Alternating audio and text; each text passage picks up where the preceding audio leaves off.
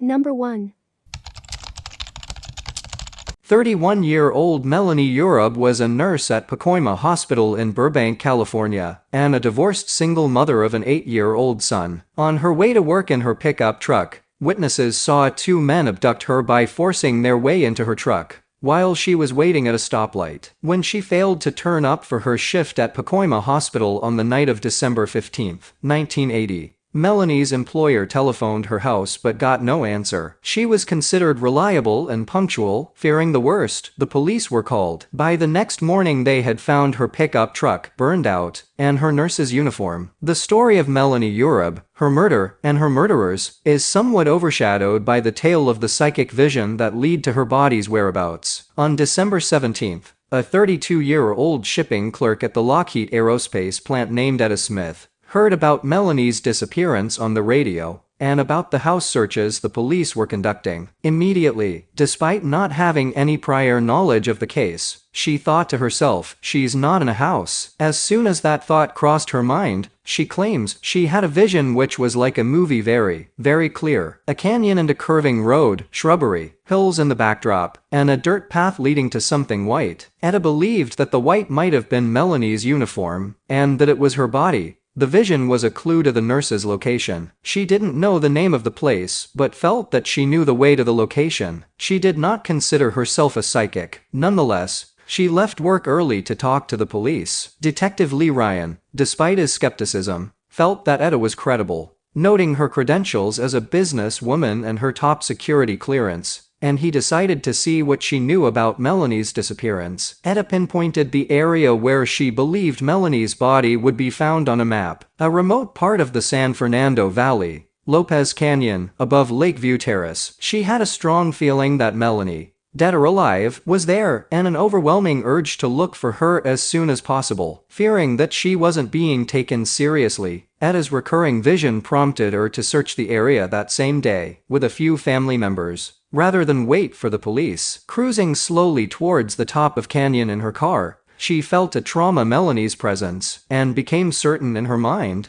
that Melanie was in the canyon. Deciding to drive down the canyon once more, she noticed fresh tire tracks, and she felt the same trauma, and she somehow knew that this vehicle was involved. Further down the canyon, they stopped again when Etta's daughter noticed something strange in the brush. Etta started going towards it, and she saw a body with white nursing shoes, the landscape exactly as it had been in her visions. An autopsy determined that the body was indeed Melanie Uribe, and that she had been robbed, stripped naked, raped, and beaten to death. Etta's vision as she had described it had been confirmed. However, Melanie's killers remained at large. Suspicion subsequently fell upon Etta. Inevitably, the evening after Melanie's body was discovered, Etta was arrested. Etta was questioned by detectives, and they were legitimately suspicious about how Etta knew this about the case. After questioning Etta for several hours, they had her take a polygraph test. She passed it. However, the detectives told her that she failed it, and a detective's sworn testimony is that she was trying to be deceptive, even attempting to control her breathing. The police believed that, if she wasn't involved with the murderers, her information was coming from gossip in her neighborhood, or perhaps someone who had heard something, but was afraid to come forward. They thought her motivation for claiming to have had a vision may have been for financial gain, while it could be more generously believed that she failed because the trauma of the vision and corpse hunting excursion made her behave oddly. Either way, this left her as having intricate knowledge on the location of the body, yet a very improbable claimed source of the knowledge. The next morning she was formally charged with murder. Shortly after Etta was charged with Melanie's murder, a police informant said that he had heard one of the killers bragging about the murder in his neighborhood. This man was arrested and confessed, implicating two more young men in the crime. Etta was released on December 21st. Lewis Carnell Morgan, 20, an unnamed 17-year-old, and Spencer Nelson, 21, were taken into custody. The trio had jumped into Ms. Uribe's truck at a stoplight and driven her into the canyon 15 miles north before robbing her, raping her and beating her to death while she begged for her life. The cause of death was blunt trauma from being hit over the head with a large rock. The killers were convicted and are serving time in prison. Number 2.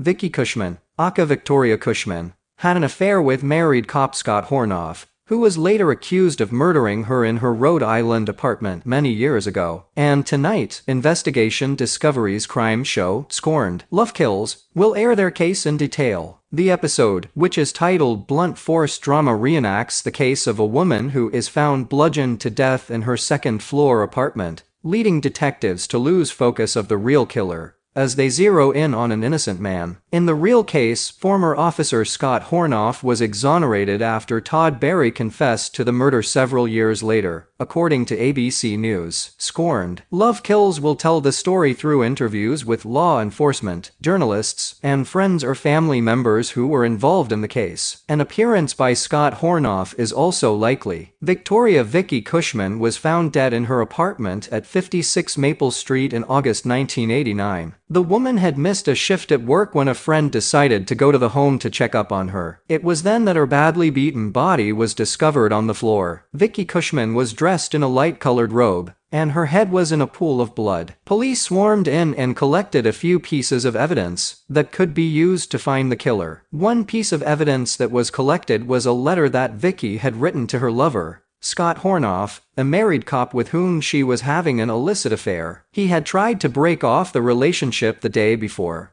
but it seemed that Vicky wanted to convince him to continue the affair. From there, the police investigation took off in the wrong direction. With little evidence to corroborate their conclusions, detectives were positive that Scott Hornoff was their man. After all, he was having a secret affair, though he had a wife and a baby at home. Even worse, he lied about it before finally coming clean to detectives. Hornoff almost got off after his polygraph test showed no deception, but someone within the Warwick Police Department believed that there was a cover-up, since the other detectives hadn't had a chance to interview Scott Hornoff, something that some of the detectives didn't feel was right. 2 years later, the case was turned over to the state, and once again, Scott Hornoff was the main focus of the investigation. He was eventually arrested for the murder of his former mistress and convicted by a jury. For 6 long years, Scott Hornoff did time in prison for a crime he didn't commit, according to the Lubbock Avalanche Journal. And it seems that he would have continued serving that life sentence had another man not confessed. In 2001, Todd Barry walked into the police station to tell detectives the truth about what happened to Vicky Cushman that night. His guilty conscience had bothered him from the very day that he murdered her, which he says he didn't mean to do. Victoria Cushman had briefly dated Todd Barry before the relationship became strictly sexual. On the night of her murder, they hadn't seen each other in a while, and when Barry showed up to her apartment high on alcohol and marijuana, she told him that she was dating a married cop who was about to leave his wife. Barry stated that the two argued as he told her that the cop would not leave his wife, a fact that seemed to upset Vicky Cushman. As the argument escalated, Todd Barry lost control and beat Vicky over the head with a jewelry box, then strangled her before disappearing into the night. It was a story that detectives found hard to believe, but they knew it had to be true. A jury found 45-year-old Todd Barry guilty of second-degree murder and sentenced him to 30 years in prison. Today, he is 65 years old.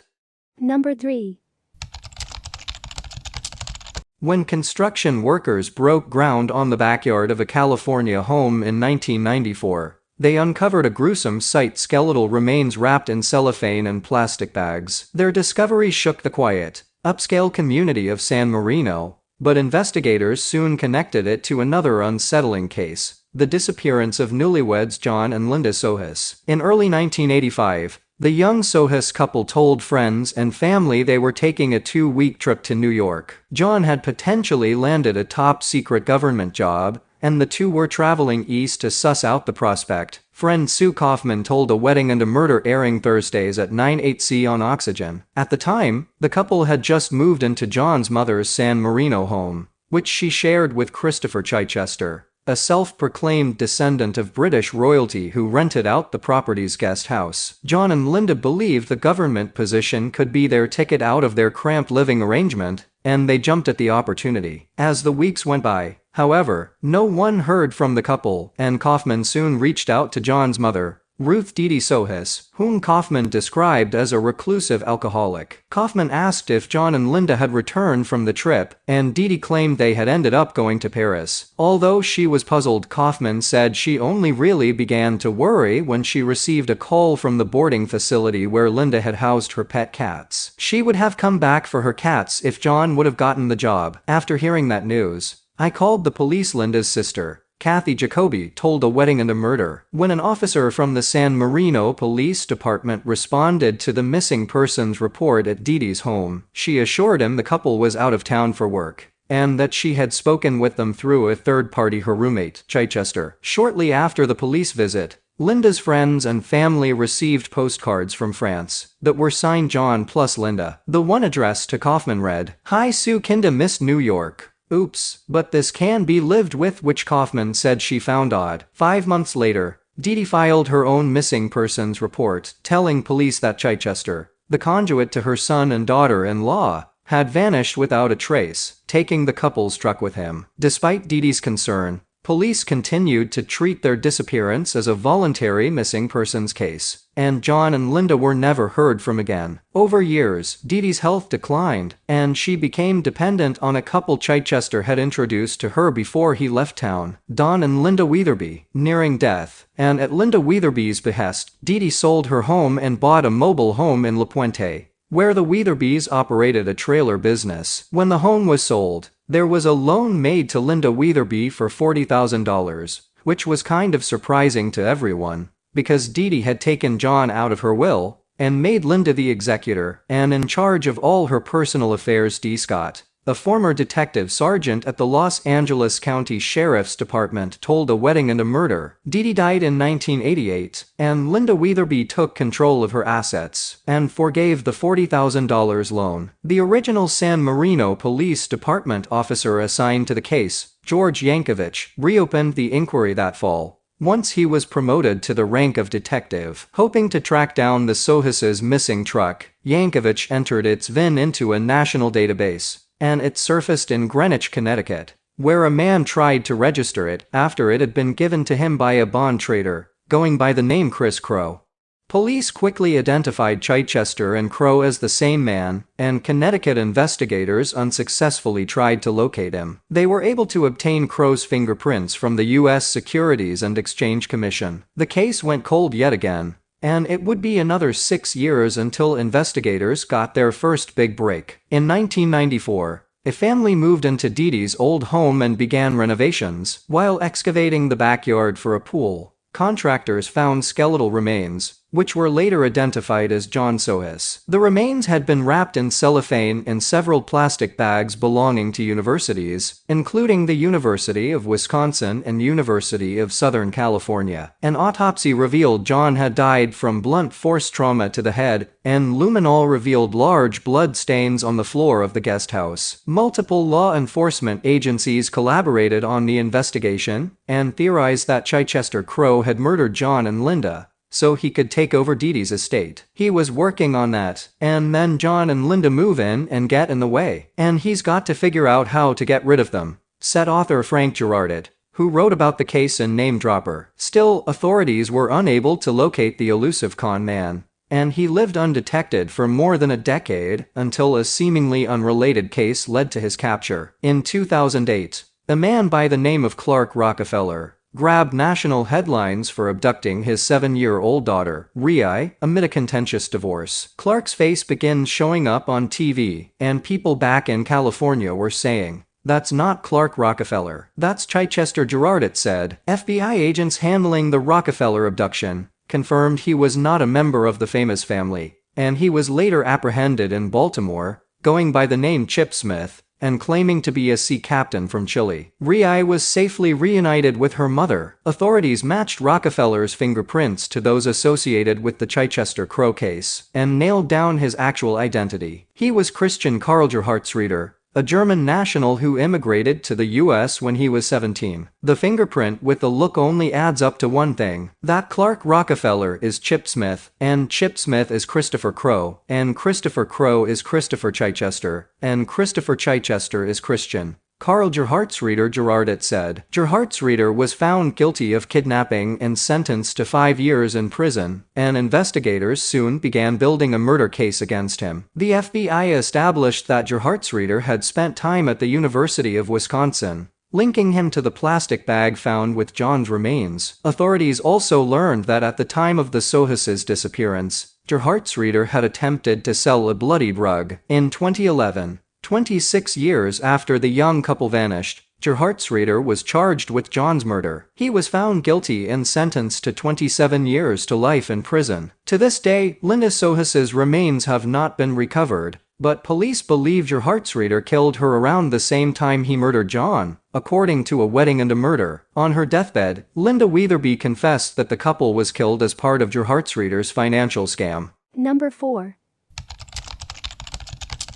For 6 months, Donna Grable of Billerica, Massachusetts, waited for the phone to ring, and every 90 minutes, day and night, it did no fewer than 2,688 times, she would answer the phone, hear what sounded to her like a rush of air, then a click, then a dial tone. Nobody was ever there. It drives you absolutely out of your mind, Grable said. I thought, talk dirty to me. Do something. This silence is driving me crazy. When she finally called the local police, they traced the call south to the suburban Potomac, Maryland, home of Theodore and Elizabeth James, but no one in the James family was making the calls. The prankster was an old, unused heating oil tank in the basement that was equipped years ago with a device to automatically dial an oil company whenever the fuel was running low. Poor Donna had been harassed for months by our oil tank, Elizabeth James said. Bell Atlantic Corporation officials called it strange and unprecedented. The Federal Trade Commission, which writes and enforces rules geared to telemarketers' use of automated phone dialing equipment,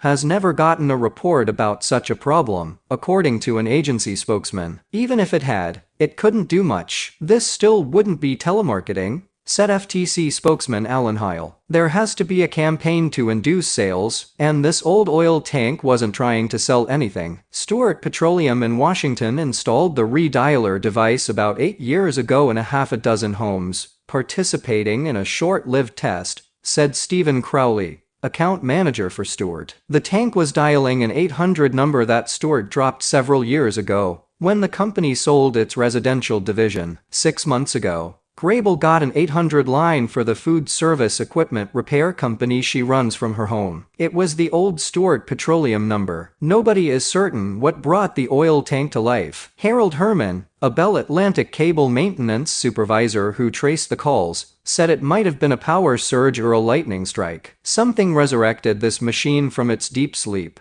and it woke up and started dialing, Herman said. It's one of those things that makes you stop and scratch your head.